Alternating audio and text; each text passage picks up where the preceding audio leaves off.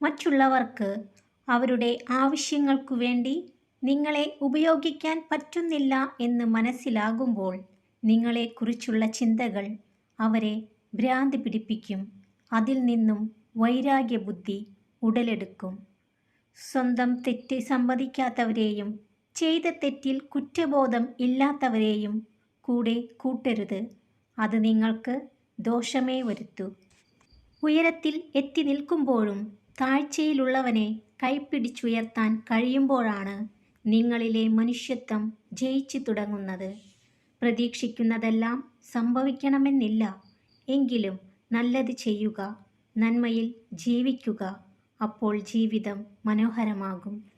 ചുറ്റും നിൽക്കുന്നവരുടെ യഥാർത്ഥ മുഖം തിരിച്ചറിയണമെങ്കിൽ ജീവിതത്തിലെ ഏറ്റവും മോശം സമയത്തിലൂടെ കടന്നു പോകണം.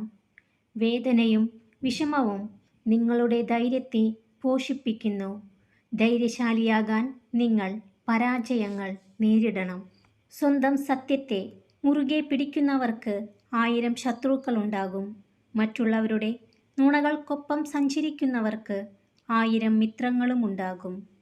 എന്താകും എന്നോർത്ത് പറയേണ്ടത് പറയാതിരുന്നാൽ പിന്നീട് പറയാൻ ജീവിതം അവസരം തന്നു എന്ന് വരില്ല. പ്രതികരിക്കേണ്ടിടത്ത് പ്രതികരിക്കുക തന്നെ ചെയ്യണം. നിങ്ങൾ ചെയ്യുന്നത് ശരിയാണെന്ന ഉറച്ച വിശ്വാസം നിങ്ങൾക്കുണ്ടെങ്കിൽ അത് മറ്റുള്ളവരെ ബോധ്യപ്പെടുത്തേണ്ട ആവശ്യമില്ല. ലോകത്തിൽ പലവിധം കലഹങ്ങളുണ്ടെങ്കിലും അനുസരണയില്ലാത്ത സ്വന്തം മനസ്സിനോട് കലഹിക്കുന്നതിനോളം ക്ലേശം മറ്റൊന്നുമില്ല. കണ്ണുകൊണ്ട് കാണുന്നതിനു പകരം മനസ്സുകൊണ്ട് കണ്ടാൽ ഭംഗിയില്ലാത്തതായി ഈ ഭൂമിയിൽ ഒന്നും തന്നെയില്ല. യാചിക്കും തോറും വിലയില്ലാതാകുന്ന ഒന്നേയുള്ളൂ ഈ ഭൂമിയിൽ. അതാണ് സ്നേഹം.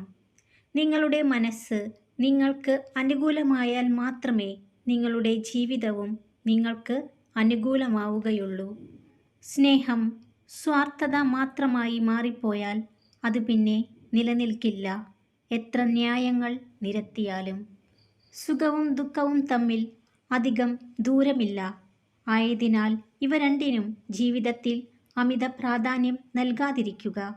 ചെറിയ കാര്യങ്ങൾക്കെല്ലാം ആരെങ്കിലും നിങ്ങളോട് പിണങ്ങുന്നുണ്ടെങ്കിൽ അതിനർത്ഥം അവർക്ക് നിങ്ങളെ ഒരുപാട് ഇഷ്ടമുണ്ടെന്നാണ്. ജീവിത വിജയം എന്നാൽ എന്തെങ്കിലുമൊക്കെ നേടിയെടുക്കുക എന്നതു മാത്രമല്ല. ഇഷ്ടപ്പെട്ട ജീവിതം സമാധാനത്തോടെ ജീവിച്ചു തീർക്കാൻ സാധിക്കുന്നതും ജീവിത വിജയം തന്നെയാണ്. ആരിൽ നിന്നുമൊക്കെയോ എന്തെല്ലാമോ പ്രതീക്ഷിച്ച് ജീവിക്കുന്നവർ ഇപ്പോൾ പ്രതീക്ഷയറ്റ് ജഡമായി മരിച്ച് ജീവിക്കുന്നു. അതിനാൽ ആരിൽ നിന്നും ഒന്നും പ്രതീക്ഷിക്കാതെ ജീവിക്കുക. ആരും താങ്ങി നിർത്താനില്ല എന്ന തിരിച്ചറിവാണ് പിന്നീട് പറന്നുയരാനുള്ള ചിറകുകളായി മുളയ്ക്കുന്നത്.